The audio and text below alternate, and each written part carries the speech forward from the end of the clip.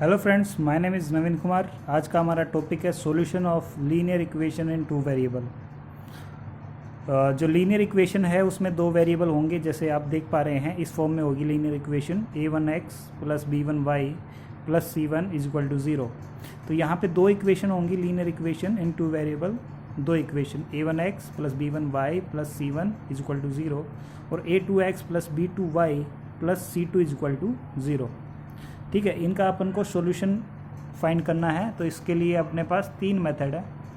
सबसे पहले मेथड का नाम है सब्स्टिट्यूशन मेथड, दूसरे मेथड का नाम है एलिमिनेशन मेथड और तीसरे मेथड का नाम है ग्राफिकल मेथड। तो एक एक करके हम इन तीनों मेथड के बारे में पढ़ेंगे। तो सबसे पहले है सब्स्टिट्यूशन मेथड।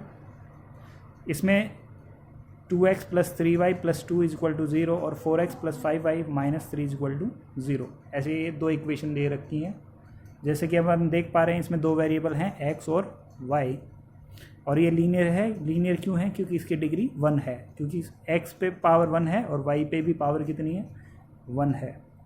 तो अब इसका सब्स्टिट्यूशन मेथड में क्या करेंगे, अपन कोई भी एक इक्वेशन को लेंगे। जैसे मैं यहाँ पे ये नीचे वाली इक्वेशन को ले रहा हूँ, ठीक है, इसको इक्वेशन 1 नाम दे देते हैं, इक्वेशन 1, और इसको इक्वेशन 2 नाम दे देते हैं। तो इक्वेशन 2 से अपन क्या करेंगे, कोई भी x या y की वैल्यू अपन निकाल लेंगे। ठीक है, माइनस 3 इक्वल टू 0 है, तो यहाँ से अपन पूरी इक्वेशन में x की वैल्यू निकाल लेंगे। तो क्या आएगा, ये 3 इधर जाएगा तो प्लस के 3 और 5y को इधर लेके जाएंगे तो माइनस के 5y, और x की वैल्यू आ जाएगी अपने पास 3 माइनस 5y अपॉन 4। ठीक है, अब इसको क्या करेंगे अपन, इस x की वैल्यू को अपन इक्वेशन 1 में पुट करवा देंगे। ठीक है, इक्वेशन 1 अपने पास ये है, इसमें अपन x की ये वाली वैल्यू अपन इसमें रख देंगे। तो क्या बन जाएगा, इक्वेशन 1 क्या हो जाएगी, यानी कि put the value of x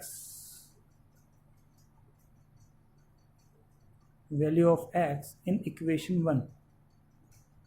तो क्या बन जाएगी इक्वेशन 2, x की जगह अपन को ये वाली वैल्यू रखनी है 3 minus 5y upon 4 plus 3y plus 2 is equal to 0। अब इसको सिंपल सोल्व कर लेंगे अपन, तो ये कैंसिल हो जाएगा और 3/2 minus 5/2y plus 3y plus 2 is equal to 0। अब y वाले एक तरफ और कांस्टेंट टर्म इधर पुट करवा देंगे अपन। तो क्या बन जाएगा, ये 3y प्लस के 3y और माइनस के 5/2। तो इसको ऐसे भी लिख सकते हैं अपन 3y माइनस 5 अपॉन 2y, और जो कांस्टेंट टर्म है वो एक साइड में लेके चले जाएंगे, ये भी -2 और 3/2 को भी इधर लेके जाएंगे तो माइनस के 3/2। ठीक है, इसको सोल्व करेंगे अपन एलसीएम से, तो कितना आ जाएगा 2 6y minus 5y is equal to, इसको भी सोल्व करेंगे अपन एलसीएम से, तो ये बन जाएगा इतना। ठीक है, 6y में से 5y गए तो 1y, तो y/2 बचेगा, और इधर -4 माइनस 3 माइनस 7 अपॉन 2। तो यानी कि x की वैल्यू y की वैल्यू कितनी आ गई यहाँ से -7, क्योंकि 2 से 2 कैंसिल हो जाएगा, तो y की वैल्यू -7। y की वैल्यू अपन इस वाली इक्वेशन में पुट करवा देंगे, तो यहाँ से अपन को x की वैल्यू भी मिल जाएगी 3 माइनस 5 इंटू y की वैल्यू -7 पुट करवाएंगे, तो कितना हो जाएगा ये 3 माइनस 5 मल्टीप्लाई -7 यानी कि प्लस के 35, ये 38 बन जाएगा अपॉन में 4। तो x की वैल्यू आ गई 38/4 और y की वैल्यू आ गई -7। तो ये अपना सब्स्टिट्यूशन मेथड है। इसमें अपन ने इसकी सब्स्टिट्यूट करवा दी, यानी कि x की वैल्यू इसमें अपन ने पुट करवा दी। ठीक है, दूसरे वाला मेथड है अपना एलिमिनेशन मेथड। आई होप आपको ये सब्स्टिट्यूशन मेथड समझ में आ गया होगा। इसमें अपन क्या करते हैं, जनरली एक इक्वेशन से अपन x या y की वैल्यू दूसरे में पुट करवा देते हैं। ठीक है, उससे एक वैल्यू आ जाएगी y की वैल्यू या x की वैल्यू, फिर वापस से अपन x या y की वैल्यू निकाल लेंगे। एलिमिनेशन मेथड में क्या करेंगे, अपन एक वेरिएबल को एलिमिनेट करते हैं, यानी कि x को भी एलिमिनेट कर सकते हैं और y को भी एलिमिनेट कर सकते हैं। एलिमिनेट यानी कि उसको रिमूव करना होता है। जैसे इसमें 3x minus 4y plus 5 is equal to 0 और 5x minus 3y minus 7 is equal to 0। अपन इसको ऐसे भी लिख सकते हैं इन दोनों इक्वेशन को, 3x minus 4y is equal to, ये 5 इधर चला जाएगा तो माइनस के 5 और ये माइनस 7 इधर चला जाएगा तो प्लस के 7।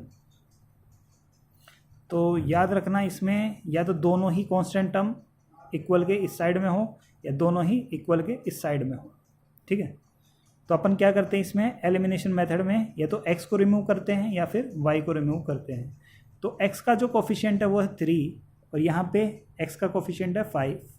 तो अपन क्या करेंगे, इन दोनों कोफिशिएंट को इक्वल करेंगे। तो इक्वल करने के लिए इस वाली इक्वेशन को अपन को मल्टीप्लाई करना पड़ेगा किससे, 5 से, और इस वाली इक्वेशन को मल्टीप्लाई किससे करना पड़ेगा, 3 से।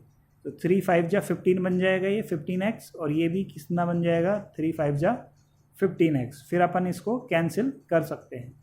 देखो कैसे, अब ये मल्टीप्लाई करने के बाद में नई इक्वेशन कौन कौन सी बनेगी, 15x माइनस 5 को 3 से किया तो 15x, 5 को माइनस 4 से किया तो 20y, और 5 को माइनस 5 से किया तो माइनस के 25, 3 को 5 से किया तो 15x, 3 को माइनस 3 से किया तो माइनस के 9y, और 3 को 7 से किया तो 21। अब क्या करना होता है, दोनों के अगर साइन सेम है, दोनों के अगर साइन सेम है, यानी कि अपन y को भी इक्वेट करवा सकते थे, इक्वल करवा सकते थे, पर अपन ने यहाँ पे x को इक्वल करवाया है। और x को इक्वल करवाने के बाद अपन ने देखा कि दोनों के साइन क्या हैं, पॉजिटिव हैं। ये भी पॉजिटिव 15x है और ये भी पॉजिटिव 15x है। तो इसमें क्या करेंगे, अपन माइनस करवा देंगे। तो माइनस करवाने से क्या होगा, ये प्लस के 15 माइनस के 15 काउंट होगा, और ये माइनस के 9 ये प्लस के 9 1 बन जाएंगे, और ये प्लस का 21 माइनस के 21 हो जाएंगे। तो ये प्लस के 15 माइनस के 15 ये कैंसिल हो जाएगा अपना, और प्लस माइनस के 20y और प्लस के 9y, तो बचेगा कितना, माइनस के 11y, और माइनस के 25 और माइनस के 21, तो ये कितना बचेगा, माइनस के 46, ठीक है। तो y की वैल्यू यहाँ से आ गई अपने पास कितनी, माइनस के 46 अपॉन माइनस के 11, तो ये आंसर आ गया अपना 46 अपॉन 11। तो ये y की वैल्यू आई है। अब y की वैल्यू वापस से अपन इस वाली इक्वेशन में रख देंगे, कोई सी में भी रख दो, इस वाली में रख दो चाहे इस वाली में रख दो, तो अपन वहाँ से x की वैल्यू निकाल लेंगे। कैसे, इस वाली इक्वेशन में, यानी कि इक्वेशन फर्स्ट में मैं y की वैल्यू ये रख रहा हूँ, तो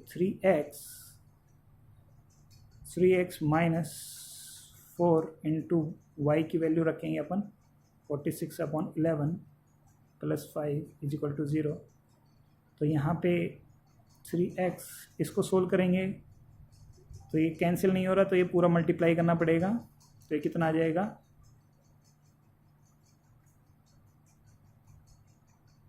प्लस 5 इज इक्वल टू 0, और इसको पूरे को सोल्व करेंगे तो 3x माइनस, इस पूरे को अपन सोल्व करेंगे तो कितना आएगा, 11 एलसीएम आ जाएगा 11, तो ये 184 प्लस 5, ये माइनस के 184 है और प्लस के 5 इज इक्वल टू 0। तो यहाँ से अपन, मैं इसके सॉल्यूशन को इधर लिख रहा हूँ, 3x माइनस के 184 प्लस के 5, तो minus 179 upon 11 is equal to 0। तो 3x is equal to 179 upon 11, x की वैल्यू आ गई अपने पास 179 अपॉन 33। 11 को 3 से मल्टीप्लाई कर देंगे तो ये आ जाएगी। तो y की वैल्यू 46 अपॉन 11 और x की वैल्यू 179 अपॉन, ये माइनस भी आएगा, सॉरी प्लस आ जाएगा, ये इधर जाएगा, तो ठीक है। तो ये वैल्यू आ जाएगी अपने पास। आई होप आपको ये मेथड भी समझ में आ गया होगा। आगे चलते हैं ग्राफिकल मेथड। इस मेथड में क्या करते हैं अपन, ग्राफ से अपन इक्वेशन का आंसर निकालते हैं।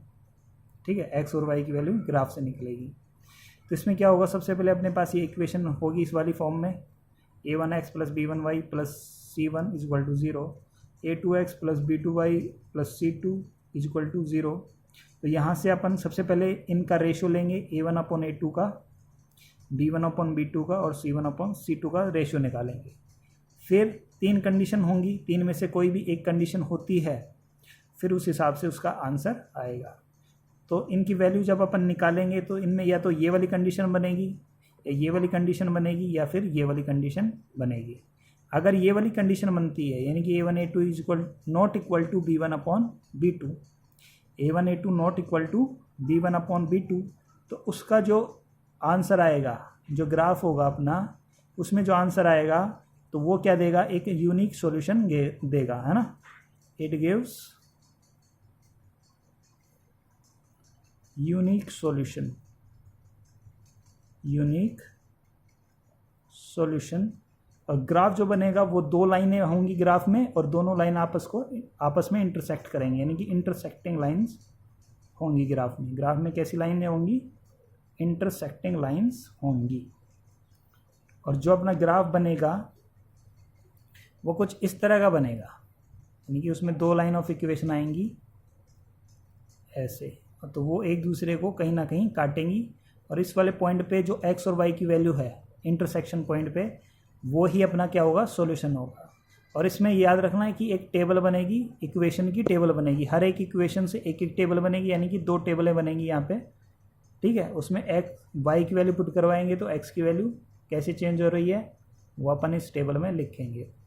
ठीक है, अभी मैं बता दूंगा आपको टेबल कैसे बनेगी एक इक्वेशन से। ये वाली कंडीशन अगर फुलफिल होती है तो इसका मतलब क्या होगा कि जो सॉल्यूशन आएगा अपना, सॉल्यूशन कैसा होगा इस वाली इक्वेशन में, इस वाली इक्वेशन का ग्राफ आएगा, वो आएगा कोइंसाइड लाइंस आएंगी, तो इसमें यानी कि मैनी सॉल्यूशंस आएंगे। कैसे आएंगे, मैनी सॉल्यूशंस आएंगे। ठीक है, और ग्राफ कैसा होगा, कोइंसिडेंट लाइन आएंगी, कोइंसिडेंट लाइंस आएंगी, यानी कि दोनों लाइनें आपस में एक दूसरे के ऊपर ही मौजूद रहेंगी। यानी कि जैसे पहली वाली लाइन अगर ये है तो दूसरी वाली लाइन भी इसी के ऊपर ही आएगी, इसी के ऊपर ही आएगी दूसरी वाली लाइन।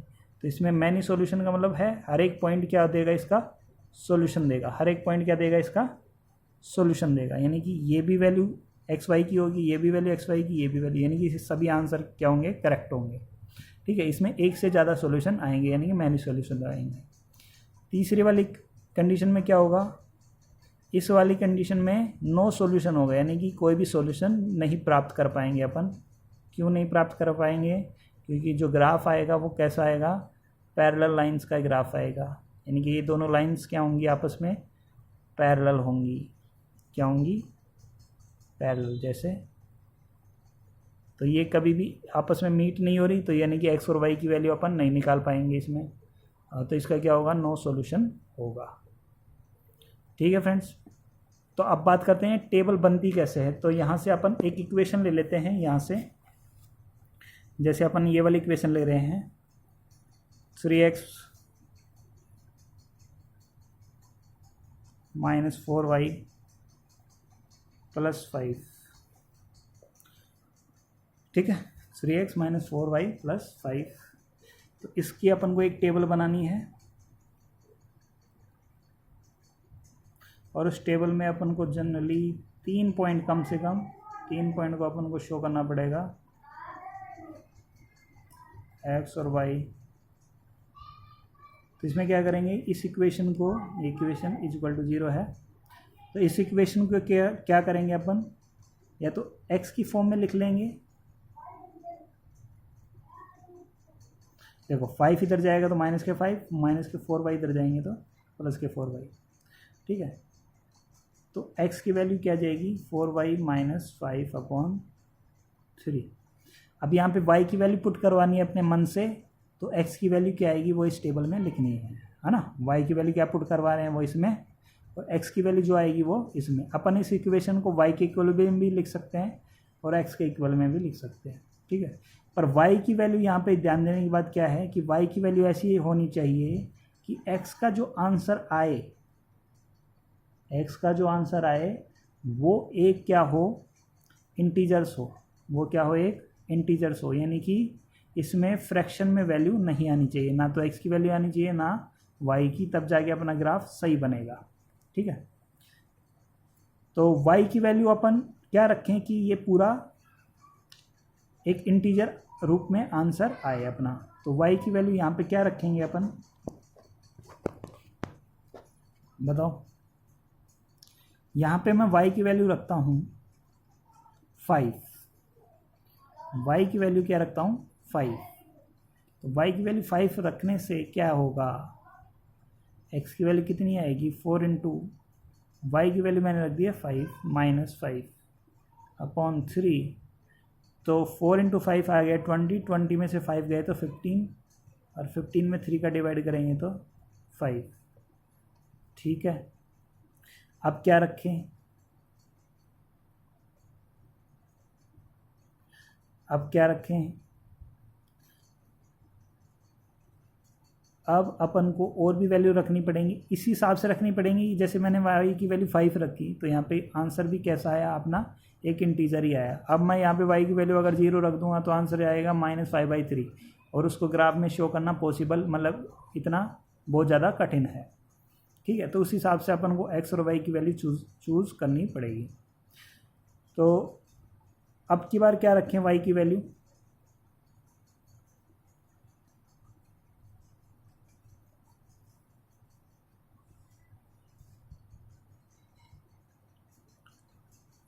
y की वैल्यू रखेंगे इसमें 8 रख के देखते हैं, तो x की वैल्यू कितनी आ जाएगी 4 इंटू 8 माइनस 5 अपॉन 3, यानी कि 4 8 जा 32, 32 में से 5 गए तो 27, और 27 में 3 का डिवाइड किया तो 9, ठीक है। तो y की वैल्यू जब 8 रखी तो x की वैल्यू कितनी आ गई 9। अब देखो इसमें 3 का डिफरेंस है, यानी कि अब की बार मैं 11 रखूँगा तो मेरा आंसर कितना आना चाहिए 4 और 5 और 4 9, 9 और 4 13 आएगा। तो अब की बार 11 में जब वैल्यू रखूँगा तो उस हिसाब से अपना आंसर वेरी करेगा। तो ऐसे ये बनती है टेबल। यहाँ पे अपने पास 2 वैल्यू आ गई तो तीसरी वैल्यू अपने आप ही अपन को पता चल जाती है, ठीक है, क्योंकि इनका डिफरेंस देखा और इनका डिफरेंस देखा, उस हिसाब से अगली वैल्यू आएगी। जैसे 5 और 3 8, 8 और 3 11, 5 और 4 9, 9 और 4 13, ऐसे अपन टेबल में निकाल सकते हैं। और टेबल बन गई, फिर अपन ग्राफ में वैल्यू पुट करवा के अपन लाइन ऑफ इक्वेशन, ये मतलब ये लाइंस अपन ड्रॉ कर लेंगे, ठीक है, पॉइंट से पॉइंट कनेक्ट करके।